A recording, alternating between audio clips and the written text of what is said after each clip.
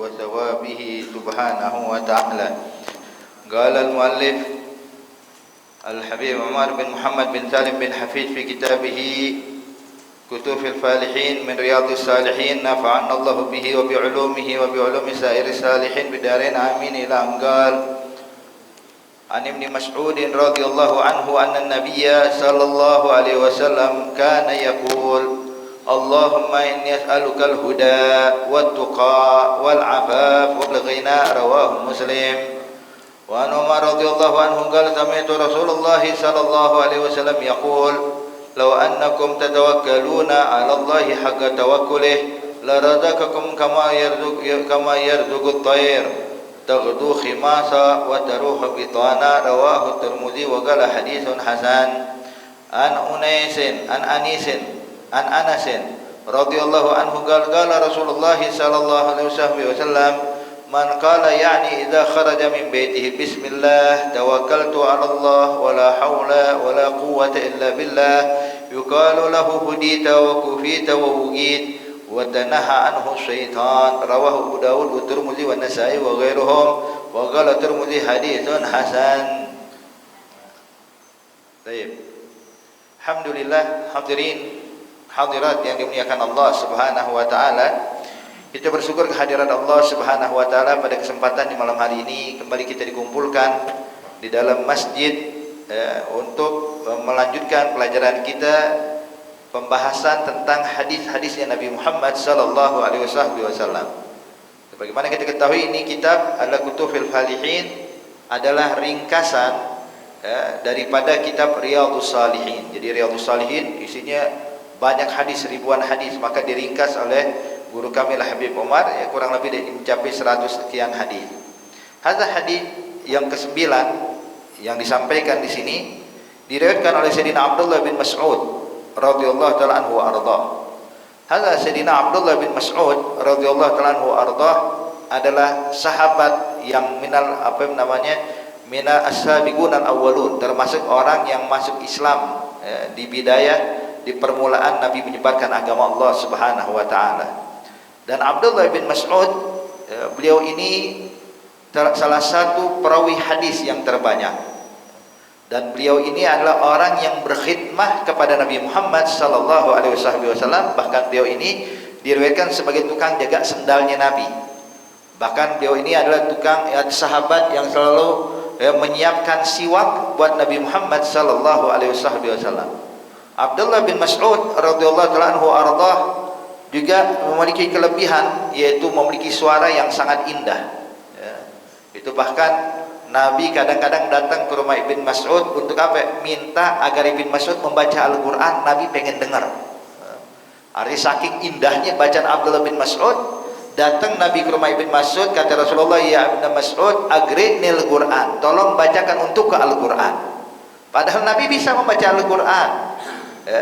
Maka Abdullah bin Mas'ud pun terheran-heran waktu Nabi katakan, bagaimana saya membacakan Al-Quran untukmu ya Rasulullah, sedangkan Al-Quran diturunkan kepadamu. Maka Nabi pun mengatakan, saya ingin mendengar dari selain saya, kata Rasulullah. Maka Ibn Mas'ud membacakan ayat Quran hadirin dengan hafalannya, ayat demi ayat terus, hingga didapatkan Nabi pun menangis mendengarkan bacaan Abdullah bin Mas'ud sampai menangis, menetes air matanya Rasulullah sallallahu alaihi wasallam. Dan juga Abdullah bin Mas'ud ini hadirin, beliau memang tubuhnya tidaklah besar. Ibn Mas'ud itu tingginya Pak, cuma 2 hasta. Arti badannya memang agak pendek beliau ini, 2 hasta. Tapi kemuliaan Ibn Mas'ud tidak kalah dari pembesar-pembesar sahabat lainnya.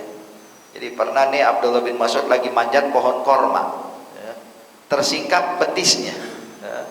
Maka orang-orang yang di bawah pun tertawa, mengejek, menghina daripada betisnya Ibn Mas'ud kecil, sebab tingginya aja 2 hasta hadirin, cuma 1 meter kurang lebih tingginya Ibn Mas'ud.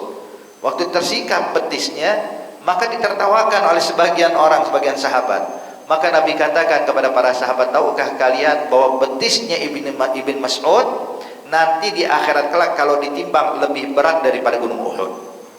Artinya Allah bakal memuliakan Abdullah bin Mas'ud. Hadirin, hadza Abdullah bin Mas'ud adalah sahabat yang mulia, salah satu tokoh dari kalangan sahabat-sahabat Rasulullah sallallahu alaihi wasallam. Baik.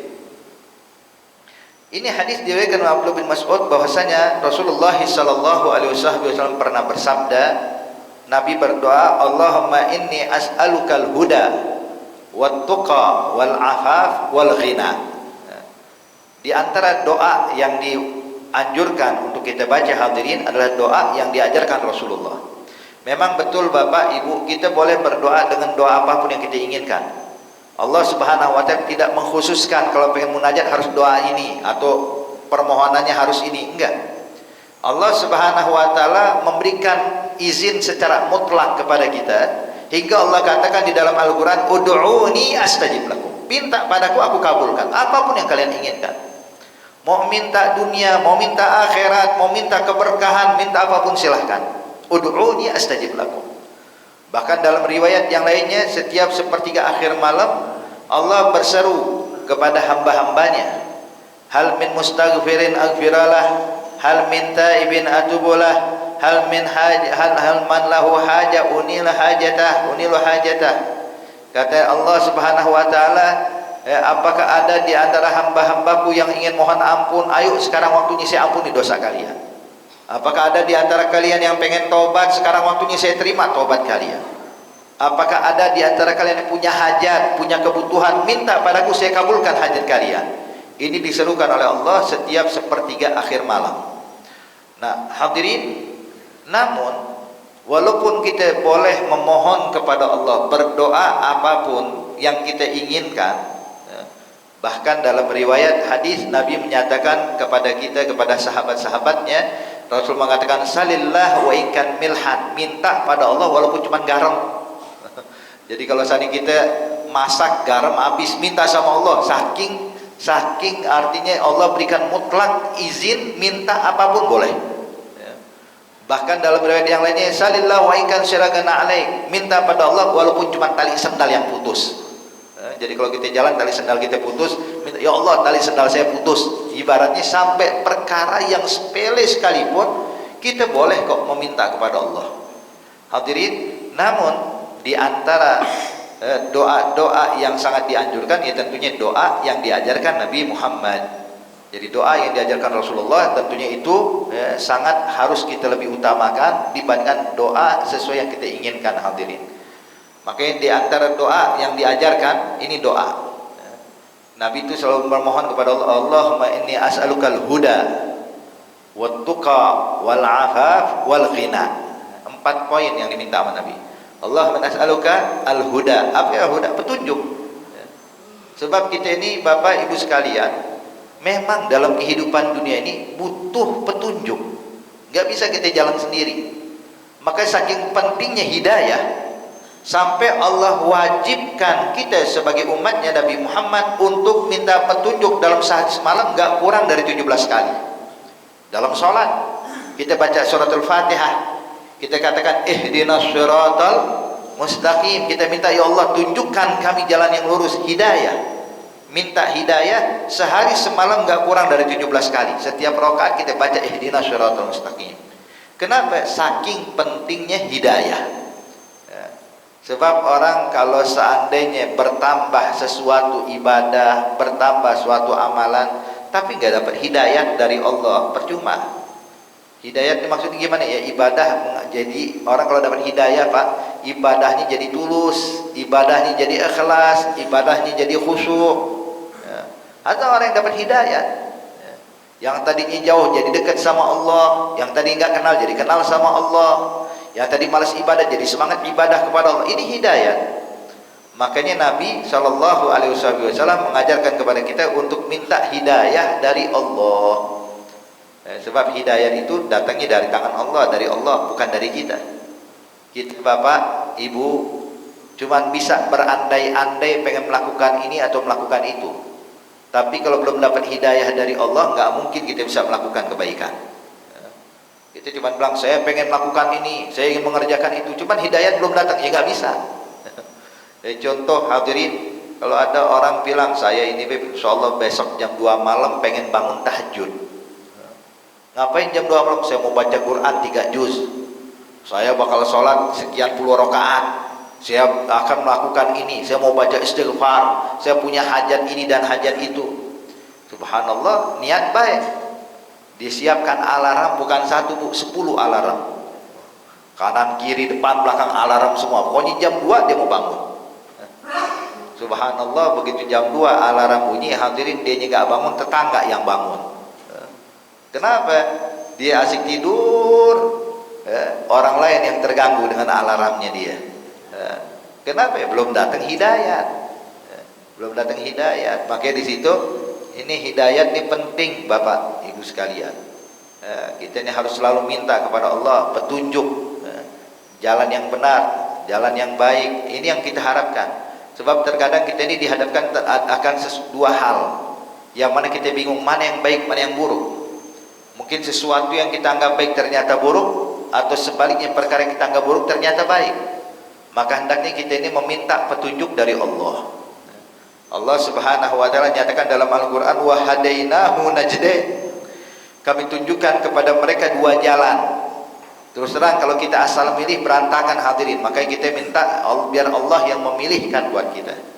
Hakata. Jadi minta petunjuk dari Allah Subhanahu wa taala. Kemudian wattaqah, minta agar kita diberikan ketakwaan kepada Allah. Apa sih pengertian takwa? At-taqwa itu Bapak Ibu dijelaskan oleh ulama, imtithal awamirillah wajtinabin nawahi mastis'ar at-ta'zim lillah wal haibah wal khasyah min Allah Subhanahu wa taala. Jadi pengertian takwa itu Bapak Ibu sekalian adalah menjalankan perintah Allah dan meninggalkan larangan Allah dengan ta'zim. Jadi bukan cuma sholat, bukan cuma ibadah, tapi ibadahnya dia diiringi dengan ta'zim, dengan mengagungkan Allah. Ya. Jadi dia sholat sambil mengagungkan Allah, dia puasa sambil mengagungkan Allah, dia baca Quran sambil mengagungkan Allah, dia tahajud sambil mengagungkan Allah. Jadi ibadahnya diiringi dengan ta'zim lillah. Kemudian ma'al khasyah wal haibah min Allah, dan juga diiringi rasa takut pada Allah. Jadi Bapak Ibu, takwa itu benar-benar menjalankan ibadah dan meninggalkan maksiat karena Allah. Jadi bukan menjalankan ibadah sebagai rutinitas. Sebab banyak mungkin kita sebagai umat Islam hadirin menjalankan ibadah itu cuma sebagai rutinitas tanpa ta'zim. Ya. Makanya kayak kita sholat Pak, kadang-kadang kita sholat ini cuma menganggap rutinitas saya sholat. Kenapa? Sebab di dalam sholat kita kadang kita nggak khusyuk. Artinya sholat kita tidak dengan ta'zim. Jadi sholat kita Allahu Akbar, baca Fatihah, ruku', i'tidal. Kadang-kadang lupa berapa rakaat. Ini 3 atau 4 rakaat. Kenapa? Sebab kurang ta'zim. Kurang ada rasa takut pada Allah Subhanahu wa taala. Hingga akhirnya baru takbiratul ihram, pikiran dunia udah macam-macam datang. Ya. Ingat keluarga, ingat masalah, ingat urusan belum kelar, ingat problem ini dan itu. Kenapa? Sebab tidak ada ta'zim. Kita cuma menganggap sholat sebagai rutinitas kita. Maka di sini takwa adalah menjalankan ibadah dengan ta'zim, mengagungkan Allah, meninggalkan maksiat juga karena takut, bukan karena nggak ada kesempatan.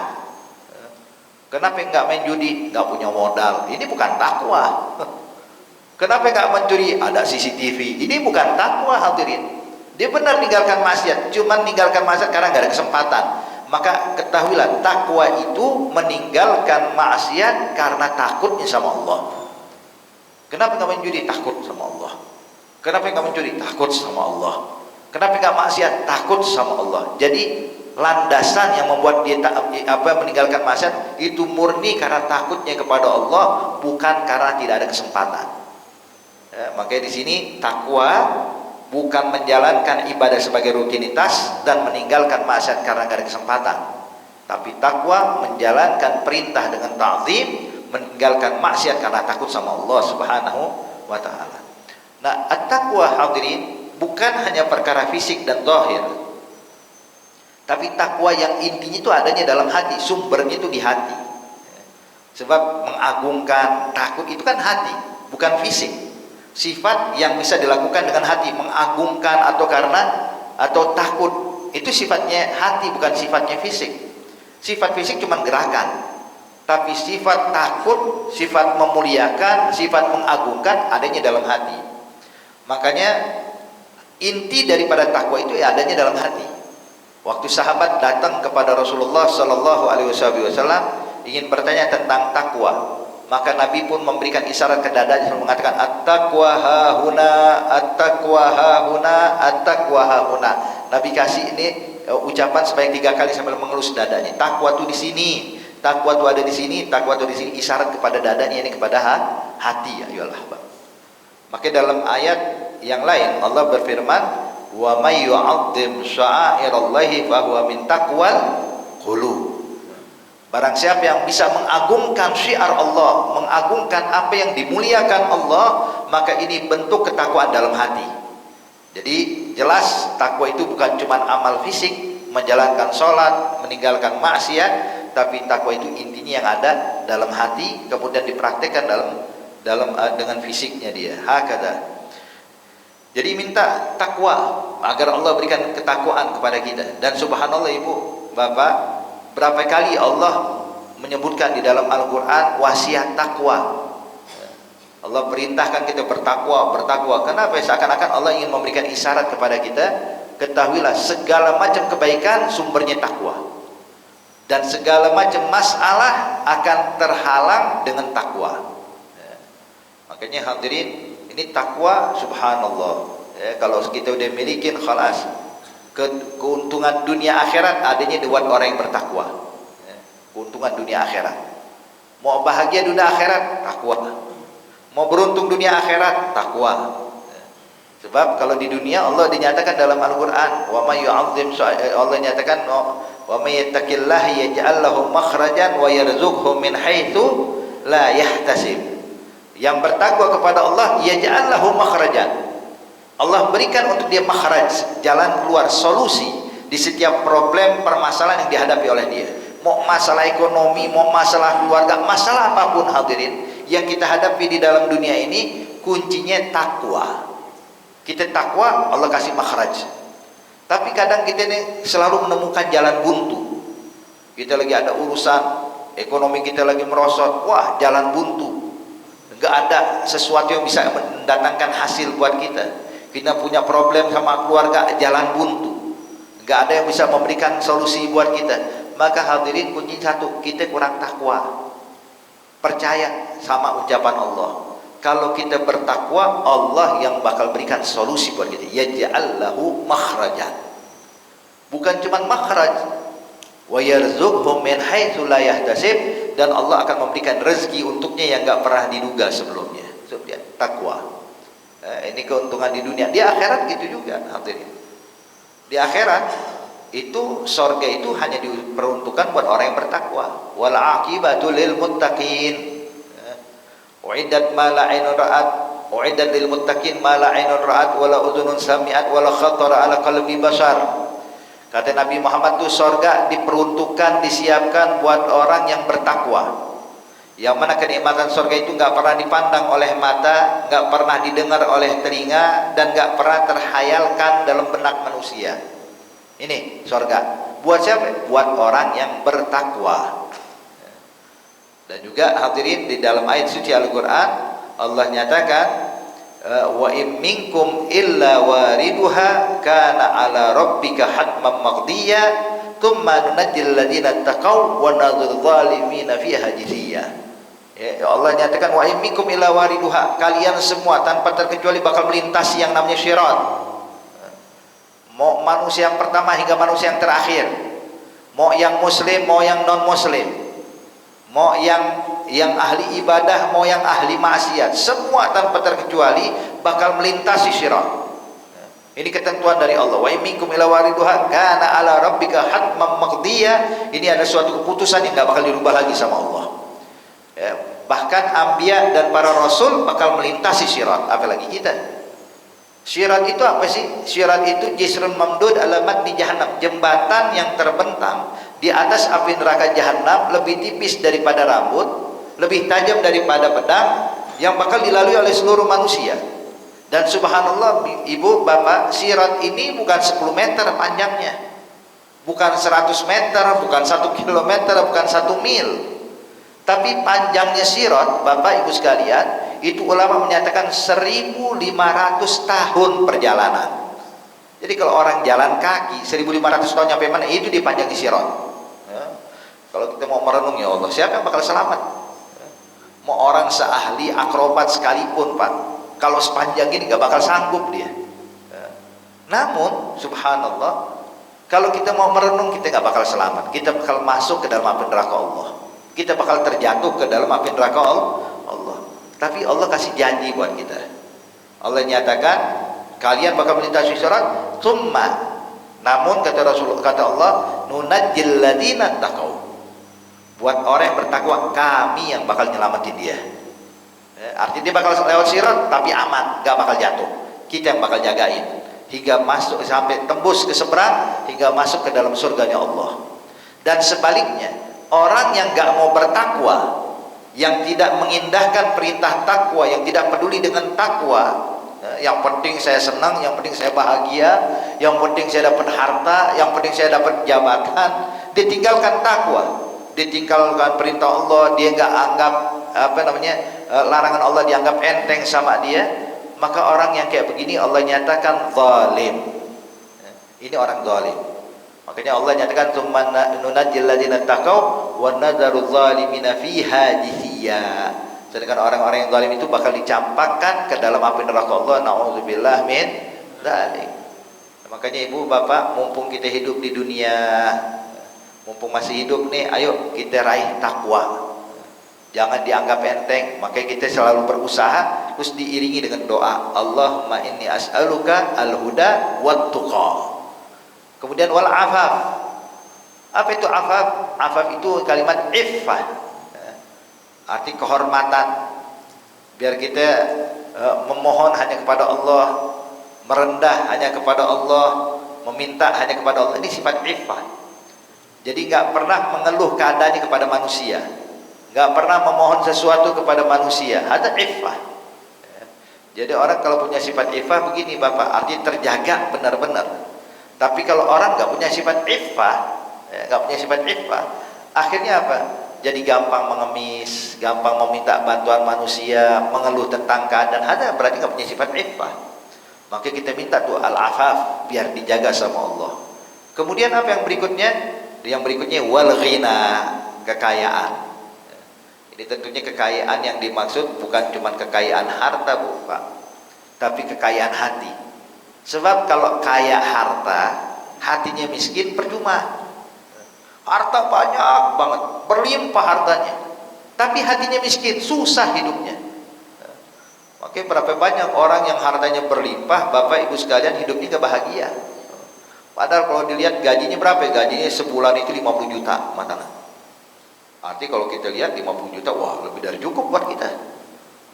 Tapi subhanallah, orang kayak gini kadang-kadang masih nggak cukup. Waduh, buat biaya ini, biaya itu jadi banyak banget. Jadi hasilnya nol. Tapi lihat orang yang hidup sederhana, tapi hatinya kaya.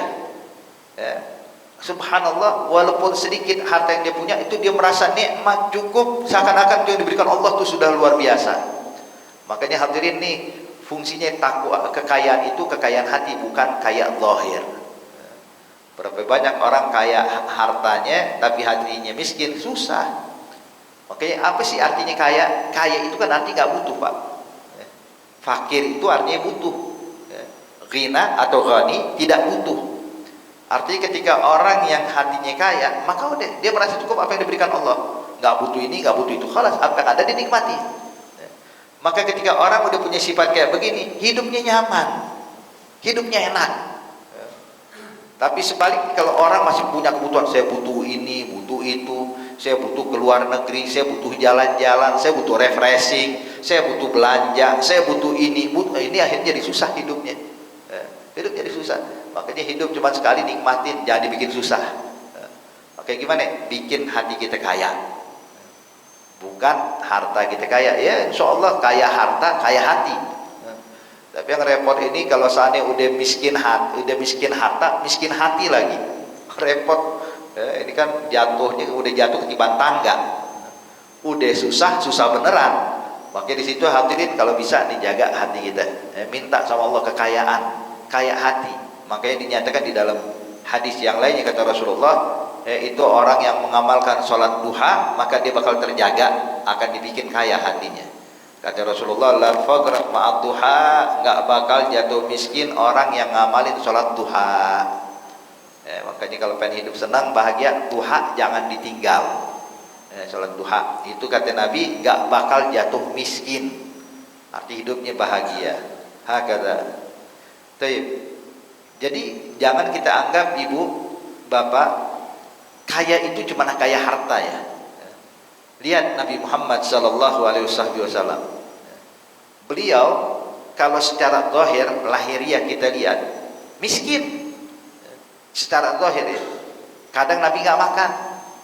Kadang Nabi nanya ke istrinya ada makan nggak ada, ya udah ada puasa. Itu sampai Sayyidina Hasan Al-Basri bilang, saya pernah masuk rumahnya Nabi Muhammad, itu kalau saya angkat tangan saya ini begini, saya bisa pegang langit-langit rumahnya Rasulullah. Pendek atapnya, Pak. Cuma ngangkat begini kepegang tuh langit-langit atapnya rumah Rasulullah. Tapi gimana kehidupan Rasulullah? Walaupun terlihat nggak punya apa-apa hadirin, tapi dia adalah orang yang kaya. Nabi pernah tidur waktu Sayyidina Umar bin Khattab radhiyallahu anhu mampir ke rumah Nabi, dapetin Nabi lagi asik tidur, istirahat. Alasnya Nabi anyaman daun korma, tikar. Kalau kita itu tikar padi ya, ini anyaman daun korma hadirin. Itu Nabi tidur di situ. Panas, keringetan. Sayyidina Umar duduk di depan Nabi, nggak berani bangunin, cuma duduk nungguin Rasulullah bangun. Begitu Nabi bangun, keringat udah keluar hadirin, tangan Nabi berbekas daripada tikarnya tadi. Sayyidina Umar kayak gitu nangis. Maka Rasulullah nanya, "Gal mayubkika ya Umar, apa yang buat kau menangis ya Umar?" Dia bilang, "Ya Rasulullah, raja Persia tidur di atas kasur yang empuk, raja Romawi tidur di atas kasur yang empuk. Padahal engkau ini kan nabi, kau ini kan adalah kekasihnya Allah, kau ini yang diberikan Allah tuh dunia beserta isinya. Kenapa milih tidur di atas tikar yang begini ya Rasulullah?" Maka Nabi Muhammad mengatakan, "Gal ya Umar, apa pendapatmu kalau bagi mereka dunia tapi bagi kita akhirat?" Artinya Nabi gak butuh beginian, gak butuh harus kasur empuk, kasur kalas. Dia apa yang diberikan sama Allah itu yang dinikmati. Ini baru orang kaya. Jadi orang kaya itu bukan kaya harta nih, tapi kaya hati hadirin. Makanya berapa banyak Pak orang kaya, rumahnya mewah, kamarnya pakai AC, kasurnya empuk, tapi tidur gak nyaman. Gak nyaman. Tiap malam bangun gak bisa tidur. Kadang-kadang mesti minum obat tidur dulu baru bisa tidur. Kadang dia minum obat tidur masih kagak bisa tidur juga. Hidupnya susah, sumpek, masalah, problem gak kelar-kelar. Tapi ada orang yang hidupnya sederhana, ya Allah, waktu habis isya kelar makan malam tidur nyenyak banget, enak tidurnya, sampai ngorok dia tidur hadirin. Kenapa? Sebab nih, kalau hati orang kaya, hatinya kaya, maka hidupnya nyaman. Tapi kalau hatinya miskin, hidupnya susah. Maka kita minta sama Allah, minta kekayaan, kaya ini nih, batin. Ya. Kata makanya tadi ini doa 4 doa, Allah minas'alukal huda wat tuqa wal afaf wal ghina. Ini 4 poin kita jadikan doa munajat kita kalau bisa tiap hari, khususnya waktu tahajud angkat tangan kita doa kayak begini. Insyaallah dikabulkan oleh Allah Subhanahu wa taala. Kemudian hadis berikutnya diriwayatkan oleh Sayyidina Umar bin Khattab radhiyallahu ta'ala anhu arda, bahwasanya Rasulullah sallallahu alaihi wasallam bersabda, "Lau annakum tatawakkalun fi 'alallahi haqqa tawakkulih la razaqakum kama yarzuqut tayr taghdu khimasa wa taruhu bitana." Kemudian hadis berikutnya Nabi menyatakan, kalau seandainya kalian ini bertawakal kepada Allah dengan sebenar-benar tawakal, bertawakal dengan benar-benar tawakal. Apa sih tawakal? Tawakal itu bersandar pada Allah, bersandar kepada Allah, bertumpu hanya kepada Allah. Jadi gak bertumpu dengan kekuatannya, gak bertumpu dengan hartanya, gak bertumpu dengan apa yang ada pada dia, bertumpu hanya kepada Allah. Ada tawakal. Kalau kita kadang-kadang tawakalnya masih kurang, bilang kenapa ini kerja? Ya buat hari tua nanti. Jadi kalau saya punya uang banyak, jadi hari tua saya nyaman. Kalau saya punya ini, maka saya bisa menghidupkan anak-anak saya bisa ini. bisa membiayai sekolah anak-anak kita, ada artinya boleh, silahkan. Tapi itu bukan hakikat tawakal. Hakikat tawakal itu dia kerja, dia berusaha, cuma tetap yang bisa memberikan nafkah buat keluarga istri itu semuanya dari Allah. Urusan hari tua diserahkan sama Allah, urusan anak-anak diserahkan sama Allah. Dia berusaha bekerja, beraktivitas mencari nafkah, tapi tetap dia bertumpunya kepada Allah, bukan dari hartanya. Ya, berapa banyak ibu bapak kita kadang-kadang bertumpu dengan harta kita, tapi ternyata nggak cukup. Ya. Kenapa? Sebab kita kurang tawakal. Ya. Tapi kalau orang tawakal, khalas. Ya. Jadi intinya nih perlu kita pahami ibu bapak, tawakal itu bukan berarti meninggalkan ikhtiar ya. Tawakal itu bukan berarti nggak boleh kerja.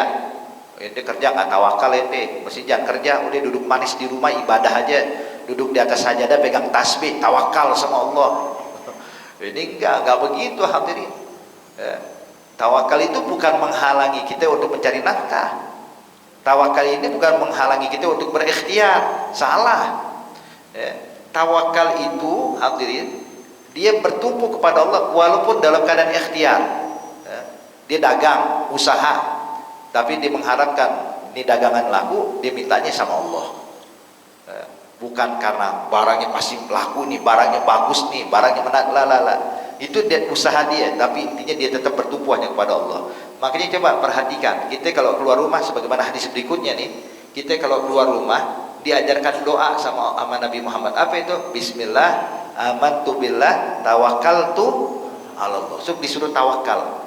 Baru pengen jalan Pak, baru pengen usaha, belum dia nyampe pasar, belum nyampe tempat kerjanya, baru melangkahkan kakinya keluar rumah untuk kerja, baru keluar baca tawakal tu Allah. Artinya apa? Tawakal sama ikhtiar tuh bisa bareng. Dan tawakal itu bukan kalau ikhtiar dia mentok baru tawakal, salah. Jadi tawakal sama ikhtiar berbarengan. Jadi banyak orang beranggapan tawakal itu kalau dia ikhtiar udah mentok ya udah ditawakal deh, pasrah deh. Bukan, salah. Tawakal itu harus berbarengan dengan ikhtiar. Makanya hadirin, Nabi ngajarin kita tawakal plus ikhtiar. Ketika Nabi hijrah, Bapak Ibu sekalian, ke kota Madinah Al-Munawwarah, sebenarnya Nabi bisa aja Pak minta dikirimin buruk sama Allah. Itu Nabi waktu Isra Mi'raj, Nabi kan dikirim buruk sama Allah ya. Dari mana? Dari Mekah ke Masjidil Aqsa. Jaraknya lebih jauh. Kalau Mekah Madinah 4 hari nyampe naik onta. Tapi kalau Mekah ke Palestina naik onta 1 bulan baru nyampe hadirin. Artinya jarak Mekah Masjidil Aqsa lebih jauh dibandingkan Mekah Madinah. Waktu ke Mekah ke Masjidil Aqsa Isra Mi'raj, Allah kirimkan buruk. Sekejap mata nyampe hadirin. Lalu kenapa giliran hijrah Nabi nggak minta buruk? Nabi nggak minta buruk. Padahal kalau Nabi mau minta buruk dikasih nggak sama Allah? Dikasih. Ya Rabb kirimin buruk, dikirim. Kayak kita nih, contoh kita diundang sama presiden sebagai tamu kehormatan. Boleh nggak kita minta kepada presiden, Pak, besok kalau mau jemput saya, kirimin pakai mobil Alphard ya. Siap, dikirim mobil Alphard.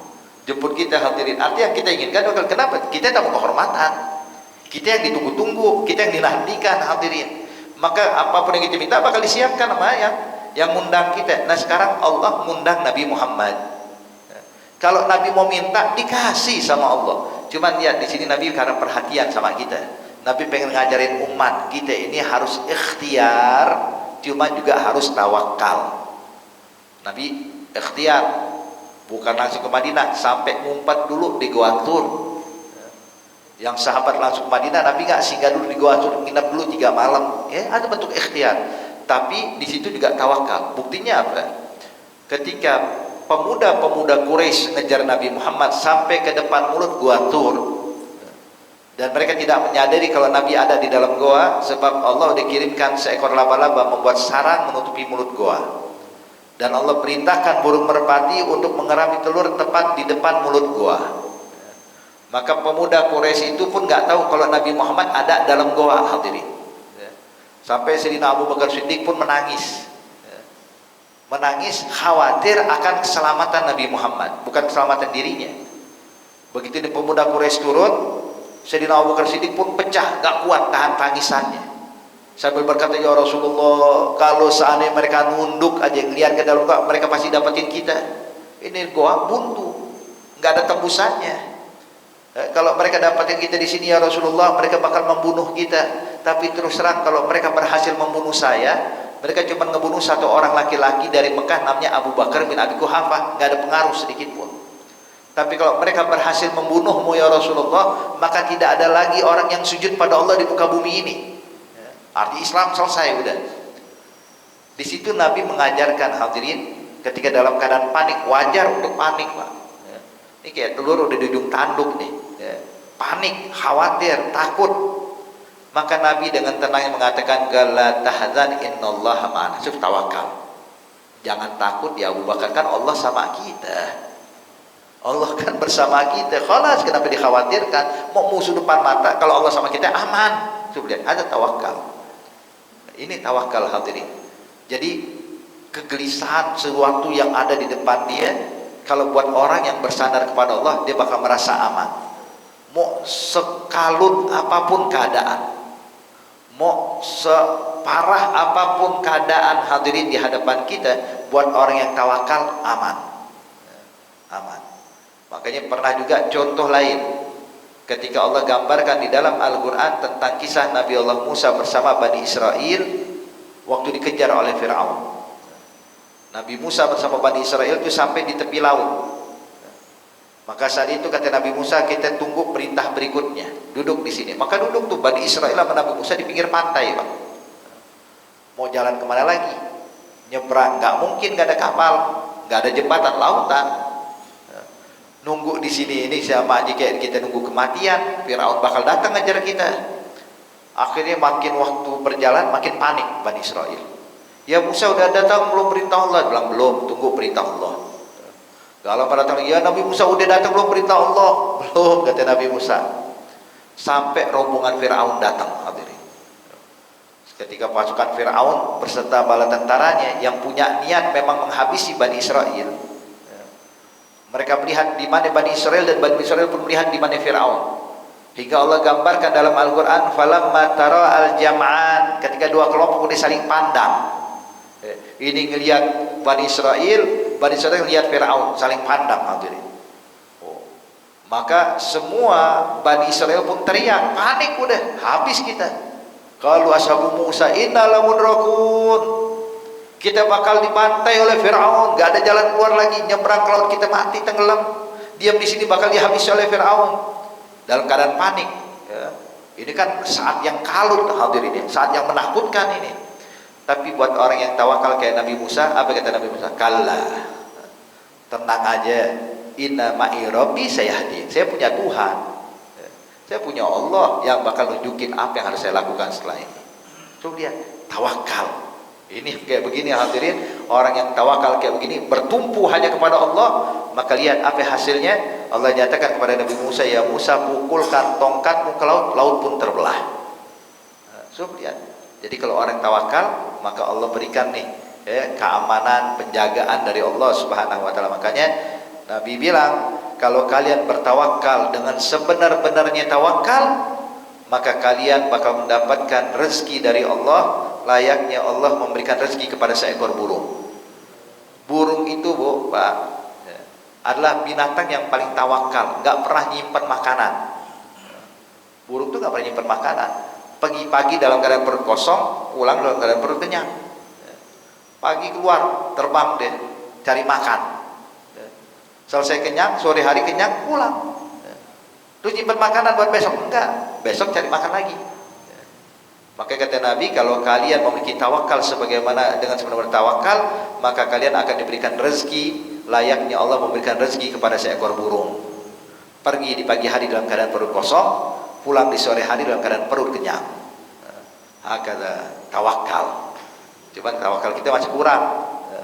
Kadang-kadang kita nyimpen bukan buat besok, nyimpen buat bulan depan. Nyimpen, kadang-kadang nyimpen makanan buat apa? Buat setahun yang akan datang. Jadi kadang-kadang kita ini kurang tawakal kayak begini hadirin. Cuman ala kulli hal, kita wajar, kita manusia yang lemah hadirin ya. Cuman intinya biar kita paham, kalau kita tawakal dengan sebenar-benar tawakal, nih jadinya. La razaqakum kama yarzuqut tayr, kama yarzuqullahu tayr. Takhdu khimasan wa taruhu bitana. Dan sebaliknya, kalau kita bertumpu kepada selain Allah, maka ambil kabar kegagalan yang bakal kita dapatkan. Ya, kalau kita ngerasa harta saya banyak, tenang, berarti saya ini bisa menghidupi keluarga saya selama 10 tahun ke depan. Ya, bertumpu dengan harta.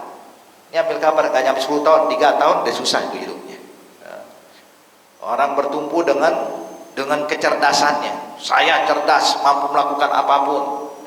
Itu dalam tempo sedikit dia bakal buntu otaknya sehingga dia nggak bisa lagi untuk memikirkan apapun hadirin. Jadi kalau orang bertumpu bukan dengan Allah, pasti kegagalan yang didapatkan.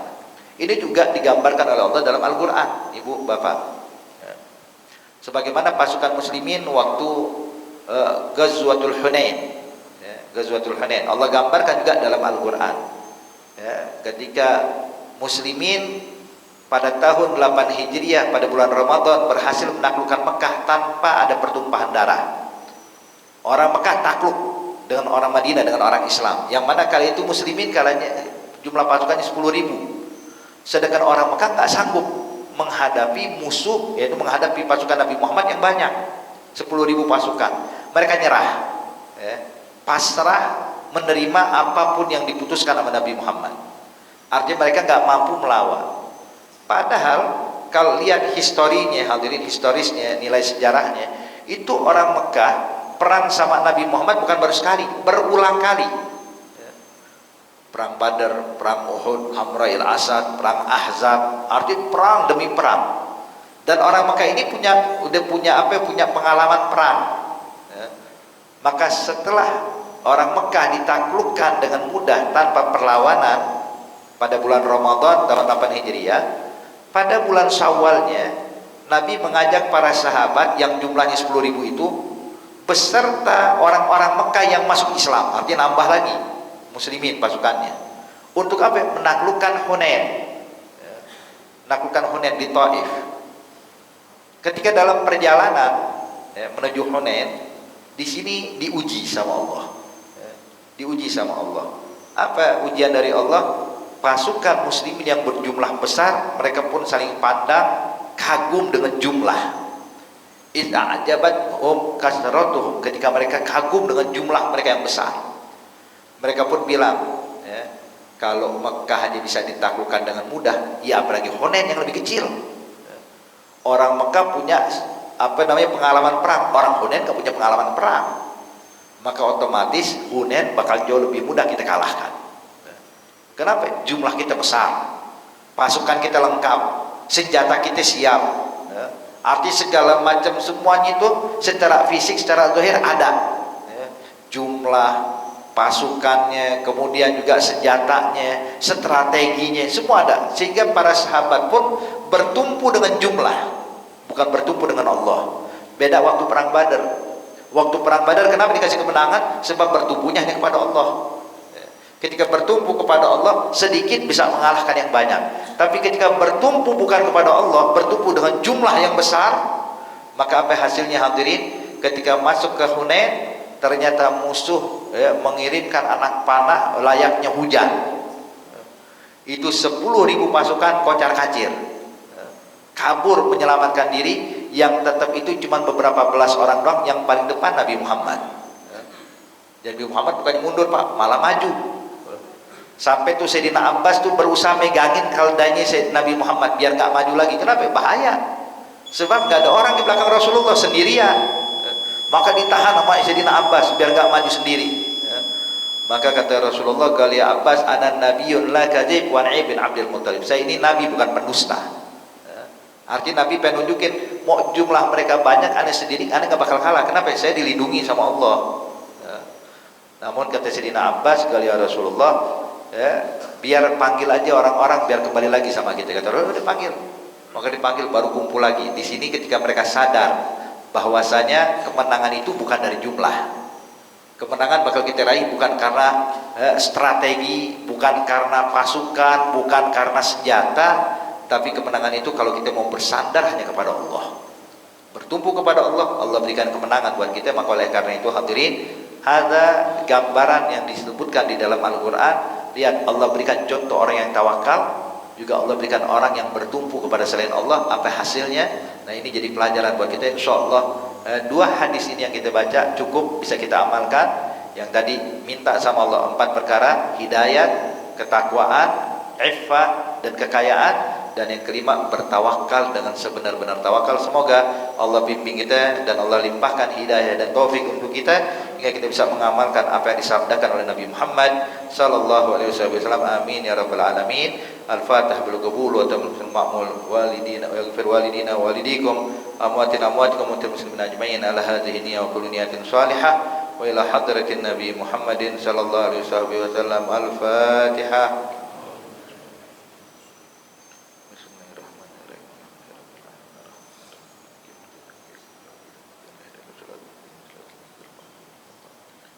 Rabbana taqabbal minna innaka antas samiul alim, tub alaina innaka antat tawwabur rahim. Doa fiha subhanakallahumma tahiyyatu fiha salam wa akhiru da'wahum alhamdulillahi rabbil alamin. Dan juga Al-Fakir ingin mengundang antum sekalian, Bapak Ibu sekalian, insyaallah hari Ahad besok tanggal 5 Oktober guru kami Al-Habib Jindan mengadakan perayaan Maulid di Pondok Pesantren Al-Fakhriyah pagi hari jam 8 hingga selesai. Yang punya kesempatan untuk hadir hari Ahad besok, tafadhal, yang laki maupun yang perempuan. Ya. Assalamualaikum warahmatullahi wabarakatuh. Waalaikumsalam warahmatullahi wabarakatuh.